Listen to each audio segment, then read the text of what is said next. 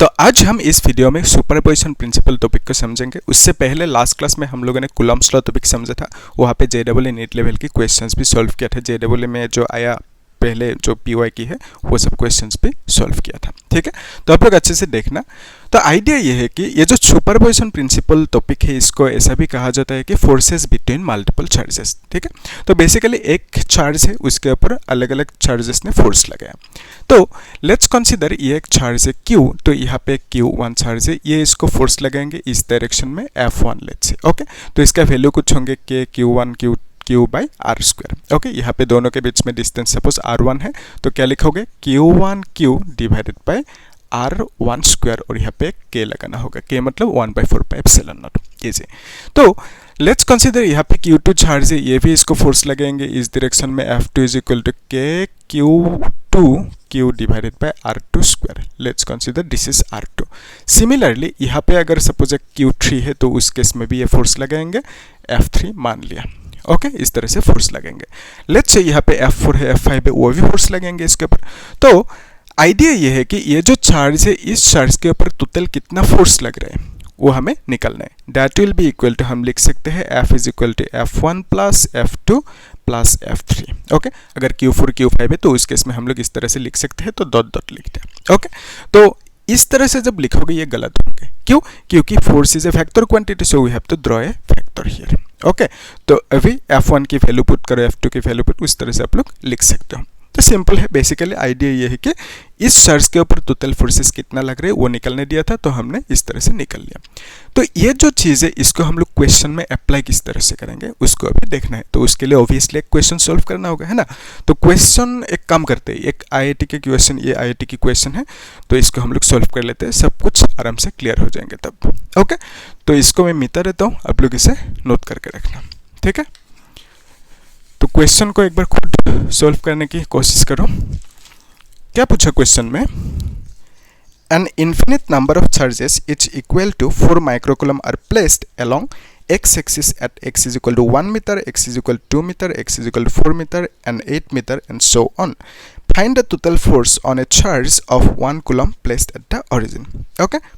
तो एक डायग्राम की मदद से इस क्वेश्चन को सॉल्व कर लेते हैं अच्छे से। ठीक है, तो पहले क्वेश्चन को समझ लेते हैं। लेट्स से ये एक नंबर लाइन है। ओके, तो इस नंबर लाइन में ये क्या होंगे, x इज इक्वल टू 0, फिर यहाँ पे x is equal to 1, x is equal to 2, x is equal to 3, यहाँ पे x इज इक्वल टू 4 होंगे, then x is equal to यहाँ पे कहीं पे 8 होंगे। ओके, इस तरह से x इज इक्वल टू 16 होंगे, x इज इक्वल टू 32 होंगे। तो हमें क्या बोला कि ये जो जगह है 1, 2, 4 एंड 8, इसमें क्या रखने दिया, एक चार्ज जिसका वैल्यू है 4 माइक्रोकूलम। तो यहाँ पे भी 4 माइक्रोकूलम, यहाँ पे भी 4 माइक्रोकूलम और यहाँ पे भी 4 माइक्रोकूलम चार्ज हमें रखने दिया। ओके, ये क्वेश्चन में कहा, ये जो ओरिजिन है इसमें जो चार्ज रखने को कहा दैट इज 1 कूलम। क्लियर है यहाँ तक? इजी। तो हमें क्या पूछा, इस 1 कूलम चार्ज के ऊपर जो फोर्स लगाएंगे, कौन कौन लगाएंगे, ये लगाएंगे, ये लगाएंगे, ये लगाएंगे, वो भी लगाएंगे। इस तरह से यहाँ पे 16 में भी चार्ज रखेंगे 4 माइक्रोकूलम, वो भी लगेंगे। सो ऑन बोला ना, सो ऑन मतलब इस तरह से इन्फिनिटी तक जाना है। ठीक है, 16, 32 देन 64, तो उस तरह से रखना है। ओके, तो ये सब जो चार्जेस है 4 माइक्रोकूलम, वो सब चार्जेस इसके ऊपर फोर्स लगाएंगे। कौन सी डायरेक्शन में, ये भी पॉजिटिव, ये भी पॉजिटिव, ऑब्वियसली इस डायरेक्शन में लगेंगे, ये भी पॉजिटिव, ये भी पॉजिटिव, इस डायरेक्शन में लगेंगे, है ना। तो ये जो फोर्स लगाएंगे इसके ऊपर उसको कहा हमने F1। ओके, तो F1 की वैल्यू क्या लिखोगे, that will be equal to K Q1 मतलब इसका चार्ज दैट इज 1, फिर इसका चार्ज कितना होंगे 4 माइक्रोकूलम यानी 4 × 10⁻⁶ डिवाइडेड बाय दोनों के बीच में डिस्टेंस कितना होंगे, यहाँ से यहाँ तक 1 होंगे, तो 1 स्क्वायर। ओके, फिर ये जो चार्ज है 4 माइक्रोकूलम, ये इसके ऊपर फोर्स लगाएंगे, है ना। तो कितना लगाएंगे, इस डायरेक्शन में ही लगाएंगे, let's say F2। Okay, that will be equal to K, इसका चार्ज है 1 इंटू इसका चार्ज कितना 4 माइक्रोकूलम यानी 10⁻⁶ डिवाइडेड बाय दोनों के बीच में डिस्टेंस चाहिए भी, दैट इज 2 स्क्वायर। ओके, फिर F3 आएंगे इस तरह से is equal to K, F3 मतलब ये लगाएंगे इसके ऊपर। ठीक है, तो दोनों के बीच में फोर्स, सो इसका चार्ज है 1, इसका चार्ज है 4 माइक्रो मतलब 10⁻⁶ डिवाइडेड बाय दोनों के बीच में डिस्टेंस कितना होंगे 4 स्क्वायर। ओके, सिमिलरली अगर हम ये लिखे, ये जो चार्ज है ये लगाएंगे फोर्स इसके ऊपर। ठीक है, तो that is let's say F4 which is equal to K Q1 into इसका चार्ज है सेम 4 माइक्रो मतलब 10⁻⁻6 डिवाइडेड बाय दोनों के बीच में डिस्टेंसेस कितना होंगे 8। ओके, यहाँ तक क्लियर है। तो फिर उसी तरह जो 16 पे चार्ज है उसके लिए F5 F6 इस तरह से हम लोग लिख सकते हैं, लेकिन इतना नहीं चाहिए। ओके, तो हमें क्या करना है, इसके ऊपर जो फोर्स लग रहा है, ये सब चार्जेस ने जो फोर्स लगे है इसके ऊपर, उस फोर्स को फाइंड आउट करना है। यानी हम बोल सकते हैं कि F is equal to F1 plus F2 plus F3 plus F4 इस तरह से लिख दिया, प्लस डॉट डॉट डॉट। ठीक है, इस तरह से सो ऑन जाता रहेंगे। तो ये जो F1 है, F1 की वैल्यू कितना है, इतना सा आया। तो इसको हम लोग लिख सकते हैं K, 1 को ना लिखने से भी होगा, तो हम लिख सकते हैं K 4 into 10⁻⁻6 divided by 1 square. Okay, फिर प्लस F2 मतलब K 4 into 10⁻6 divided by 2 to the 4 plus K 4 into 10⁻6 divided by 4 4 ज़ा 16।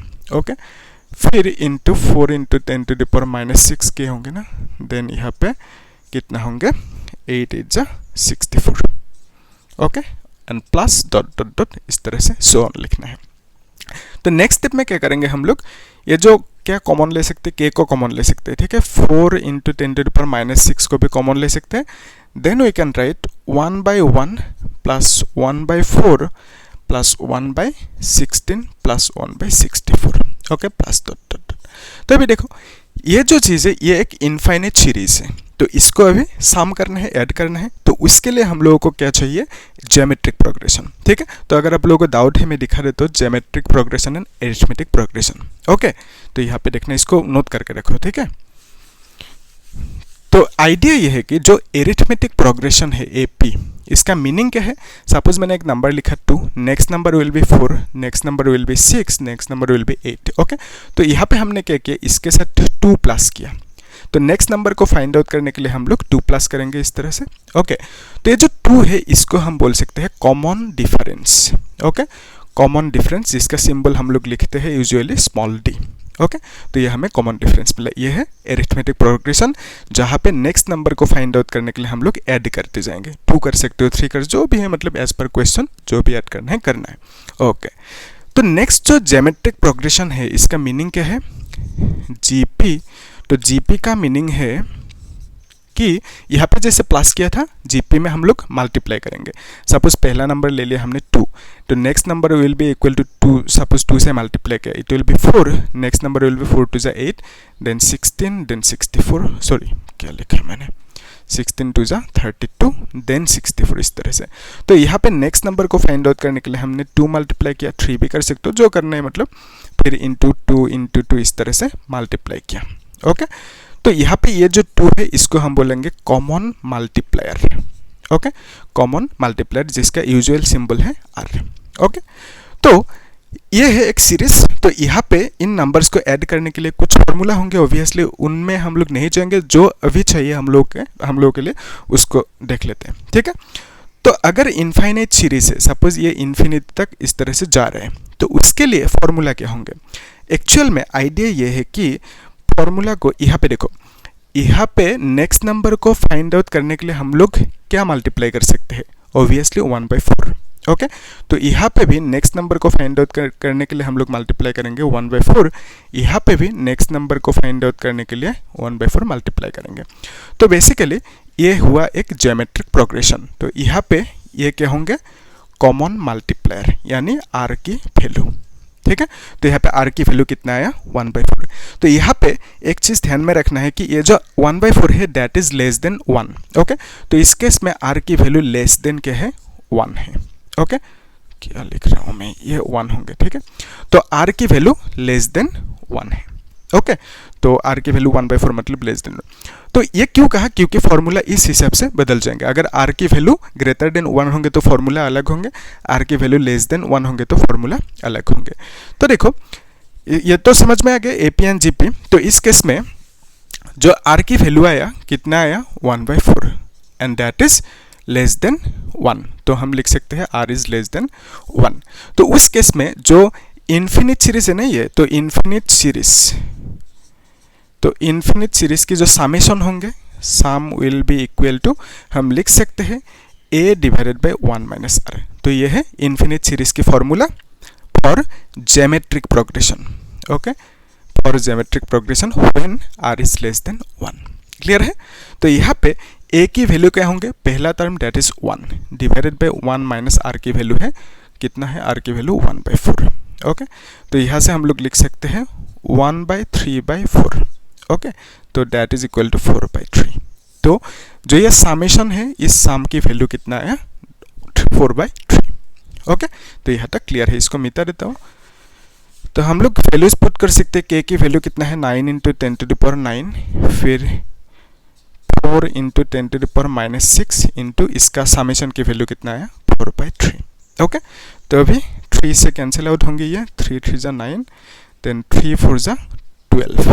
ओके, तो 48 लिख सकते हैं इंटू 10⁻, ये कितना होंगे, 9 - 6 इज 3। ओके, तो इसको हम लोग लिख सकते हैं 4.8। ओके, स्टैंडर्ड फॉर्मेट में लिख सकते हैं 4.8 × 10⁴। ओके, तो इतना न्यूटन, क्योंकि ये फोर्स है ना, तो फोर्स की वैल्यू कितना आया, 4.8 × 10⁴ न्यूटन। ओके, तो एक बार चेक कर लो क्लियर है कि नहीं। इजी है। तो अगर अच्छे से समझ में आया तो चैनल को सब्सक्राइब करना, लाइक करना और शेयर करना। बाकी जो प्लेलिस्ट में वीडियोज़ है वो सब चेक कर लेना अच्छे से। हम लोग नेक्स्ट क्लास में इन क्वेश्चंस को सॉल्व करेंगे। ठीक है, थैंक यू।